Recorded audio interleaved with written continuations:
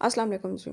अच्छा, आज की जो वीडियो है वो बेसिकली हमारी एक क्लॉक के ऊपर है और सबसे पहले तो ये कि एमडीएफ को मैं जो है वो जो है पैकेट में से निकाल रही हूँ। एमडीएफ मैंने जो जिस वेंडर से मंगवाया था वो गज़ेल में रख लिया है, ठीक है। इनके एमडीएफ बोर्ड्स बहुत अच्छे हैं, आप चाहें तो इनसे बाय कर सकते हैं। और वैसे अब ये है कि मैंने अपने एमडीएफ जो है वो खुद क्रिएट करने शुरू कर दिए, बनवाने यहाँ से शुरू कर दिए। तो अगर आपको चाहिए तो मैं भी आपको प्रोवाइड कर सकती हूँ, ठीक हो गया। अच्छा, अब यूँ है कि ये थोड़ा-सा जो है ना सिंपल डिज़ाइन नहीं है, ये आजकल काफ़ी ट्रेंडी है कि ये बेस इसकी राउंड में होती है और उसका जो ऊपर है वो आपका जियोर स्टाइल होता है। अब जिस कलर में मैंने इसको बनाना था, बेसिकली इसकी बेस मैंने उसी कलर से पहले पेंट करनी थी। चाहें तो आप करें, चाहें तो आप ना करें। पेंट करने से थोड़ा ये होता है कि जो है आप कंफर्टेबल होकर काम कर सकते हैं क्योंकि आपकी बेस सिक्योर हो जाती है। नीचे से आपको नज़र नहीं आ रही होती है स्किन कलर इसका जो भी होता है, ठीक हो गया, ब्राउन कलर। अच्छा, तो ये जो जितनी आपका जो ऊपर का पोर्शन है वो मैंने सारा ग्रे करना था, ठीक है ना, चारकोल ग्रे, जो एक रिक्वायर्ड डिज़ाइन मुझे प्रोवाइड किया गया था।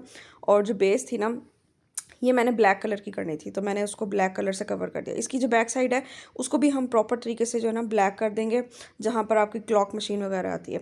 अच्छा, पेंट करते हुए आपने ध्यान रखना है कि आप अच्छे तरीके से जो कॉर्नर्स हैं, अंदर हैं, छुपी हुई जगह, इनको आपने प्रॉपर तरीके से पेंट कर लेना है, ठीक है। ये ना नज़र आए ब्राउन कलर की।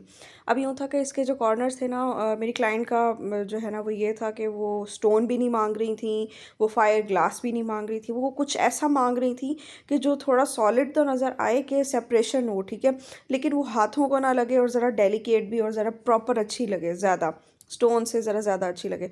तो उसके लिए फिर मैंने उनसे जो है ना कहा था कि मैं आपको जो ब्लैक सैंड होती है ना, उसके अंदर रेजिन मिक्स करके तो उसकी एक सॉलिड बाउंड्री बना देती हूँ। ये बड़ी प्यारी लगी थी। आप फाइनल लुक देखेंगे तो आपको अंदाज़ा हो जाएगा।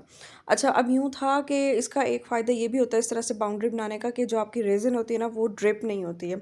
अब रेज़िन अगर आप गर्मियों के अंदर काम करें ना बोर्ड के ऊपर, किसी भी एमडीएफ के ऊपर, एमडीएफ बेसिकली है क्या, लसानी की शीट होती है जिसको आप डिफरेंट स्टाइल्स में कट कर लेते हैं, ठीक है ना।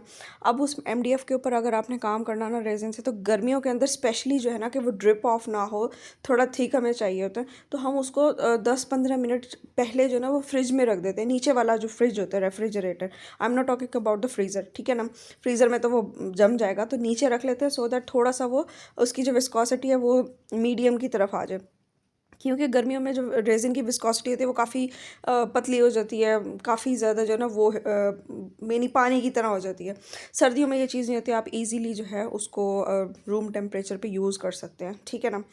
अच्छा, अब मैंने क्या किया कि वो बनाने के बाद मैंने फिर एक दिन दिया उसको ड्राई होने के लिए, ठीक है।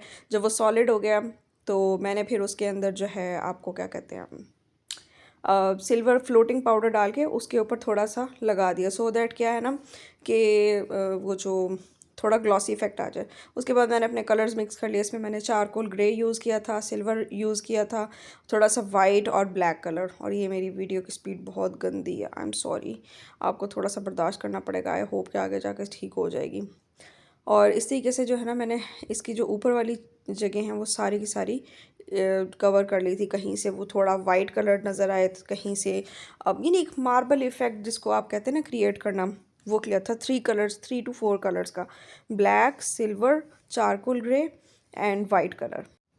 अच्छा जी, ये सारा कुछ प्रॉपर तरीके से कंप्लीट कर लेने के बाद मैंने क्या किया कि मैंने फ्लेम टॉर्च उठाई और जितने बबल्स थे ना इसके अंदर, क्योंकि रेज़िन को आप मिक्स करते हैं तो ऑब्वियसली इसके अंदर बबल्स क्रिएट होते ही होते हैं, तो वो जो है मैंने उसको ख़त्म करने की कोशिश की। साथ साथ मैंने ये किया कि मैंने एक जगह थोड़ा सा प्रेशर डाला, यानी कि फ़ोर्स किया, तो वहाँ पर सेल्स भी क्रिएट कर लिए थे।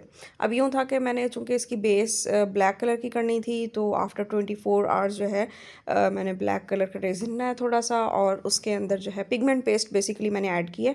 इसमें हम आपका जो है ना माइका पाउडर नहीं डालेंगे, ठीक है, इसमें हम पिगमेंट पेस्ट डालेंगे। और उसके बाद मैंने जो है वो यहाँ पर पोर करना शुरू किया। अब चूँकि विंटर है, आप अगर देख सकें तो वो इतना ईजीली यानी कि जा रहा है ना, वो ड्रिप नहीं हो रहा, यानी कि आपको फोर्स करना पड़ा है कि हाँ जी आप इस कॉर्नर पे चले जाओ, अब आप इस कॉर्नर पर ठहर जाओ रेसिन को आपको ख़ुद बताना पड़ रहा है। तो ये बड़ा मज़े का टाइम होता है, यानी कि आपको कोई टेंशन नहीं होती कि हाँ एक्स्ट्रा रेजिन आपका नीचे ड्रिप करेगा, क्योंकि एक तो ये कि वेस्ट होता है, और सबसे ज़्यादा तकलीफ़ तब होती है जब आपका एक भी कतरा नीचे गिर रहा होता है ना, तो क्योंकि ठीक ठाक एक्सपेंसिव है, आपको पता है इस चीज़ का।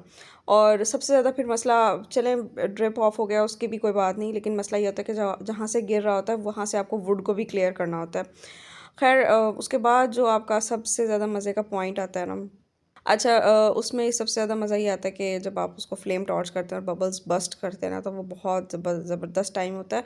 और साथ में जो है फिर ग्लिटर्स मैंने जितने भी शायद आपको बताया हो कि हर तरह का जो गोल्डन ग्लिटर है उसको मैंने मिक्स किया हुआ है।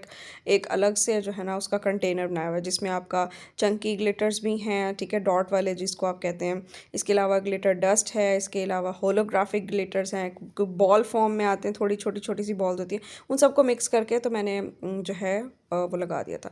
अब यूँ है कि कॉर्नर्स को ड्राई हुए भी 24 आवर्स हो गए थे, तो मैंने जो है इसका डायल अटैच कर दिया। मैं बेसिकली इसकी चूँकि छोटा क्लॉक था तो इसके ऊपर जो है ना वाइनल स्टिकर्स जो होते हैं ना वो बड़े परफेक्टली बैठ जाते हैं। तो वो मैंने अटैच किए हैं।